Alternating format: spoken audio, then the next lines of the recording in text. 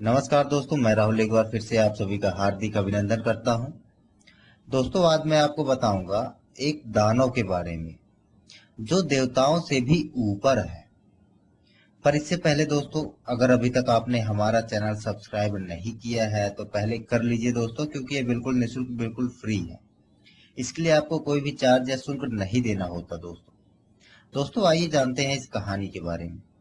दोस्तों, इसके पीछे एक शानदार कहानी है कि एक बार एक योगी थे जिनको साधना से कुछ शक्तियां मिल गई, जिनसे वह बहुत सी चीजें कर सकते थे। वह किसी चीज को जलाकर भस्म कर सकते थे, अगर चाहे तो पानी के ऊपर चल सकते थे। वह ऐसी चीजें कर सकते थे जो दूसरे लोग नहीं कर सकते थे। उनके अंदर इस बात का अहंकार आ गया और वह खुद को सर्वशक्तिशाली महसूस करने लगे। और फिर वह पूरे गर्व से जंगल में विचरण करते हुए उनकी मुलाकात भगवान शिव से हुई, जो पूरे उन्माद में थे। दोस्तों, योगी ने उन्हें देखा तो उनका मजाक उड़ाने लगे और उन्हें अपमानित करने लगे। दोस्तों, फिर पूरी तरह जड़ अवस्था में मौजूद भगवान शिव अचानक से आग की तरह पूरी तरह सजग और सहज अवस्था में सामने आ गए। क्योंकि उन्हें किसी चीज का नशा नहीं था, वह अपनी मर्जी से नशे में थे। जब भी उनका मन करता है तो वह अपनी मर्जी से नशे में होते हैं और डगमगाते हैं। लेकिन एक बार उस स्थिति से बाहर आने के बाद वह प्रचंड रूप में आ गए। दोस्तों, योगी के लिए यह एक अचंभे की बात थी। वहीं भगवान शिव क्रोध में थे। भगवान शिव बोले कि तुमने मेरा अपराध किया है। और उसी समय भगवान शिव ने एक नया दानव उत्पन्न किया और उससे कहा कि इस योगी को खा जाओ।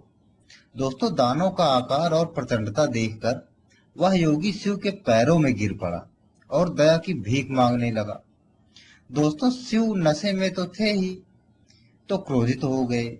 लेकिन जैसे ही योगी उनके पैरों में गिरा, वह करुणा से भर गए और दानव से कहा कि ठीक है, इसे मत खाओ और तुम यहाँ से चले जाओ। दोस्तों, तब दानव बोला कि आपने मुझे बनाया ही इस योगी को खाने के लिए था। अब आप उसे खाने से मना कर रहे हैं, तो मैं क्या करूं? मुझे बनाया ही इस मकसद से गया था। लेकिन शिव फिर से अपनी उन्मत्त अवस्था में पहुंच गए थे। उसी मनोदशा में उन्होंने उससे कहा कि अपने आप को खा जाओ। दोस्तों, जब वह पीछे मुड़े, उस समय तक दानव ने खुद को खा लिया था। उसने अपने शरीर का सारा हिस्सा खा लिया था, केवल चेहरा बचा हुआ था और दो हाथ जो उसके मुंह में जा रहे थे। सिर्फ दो हाथ ही खाने के लिए बचे हुए थे। दोस्तों, शिव ने यह देखा और बोले कि अरे रुको, तुम तो एक यशस्वी मुख हो। बाकी सब कुछ समाप्त हो चुका था, सिर्फ चेहरा बचा हुआ था। इसलिए उन्होंने कहा कि तुम इस धरती पर इस पूरे अस्तित्व के सबसे यशस्वी मुख हो।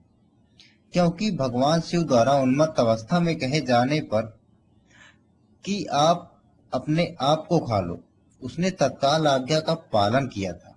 इसलिए भगवान शिव ने कहा कि तुम सभी देवताओं से ऊपर हो।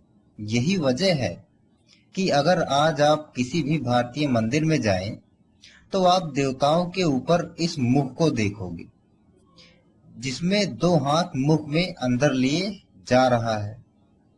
उसे कीर्ति मुख के रूप में जाना जाता है। दोस्तों, कीर्ति मुख का मतलब एक यशस्वी चेहरा।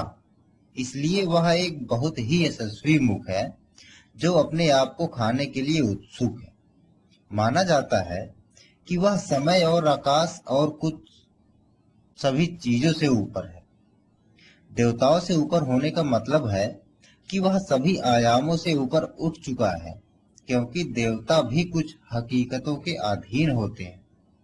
वह इन सब से ऊपर था। दोस्तों, यही कारण था कि कीर्ति मुख को भगवान शिव ने देवताओं से भी ऊपर का स्थान दिया।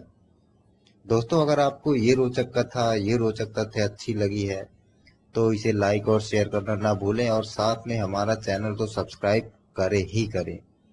मैं राहुल आपसे विदा लेता हूँ। नमस्कार, शुभ रात्रि।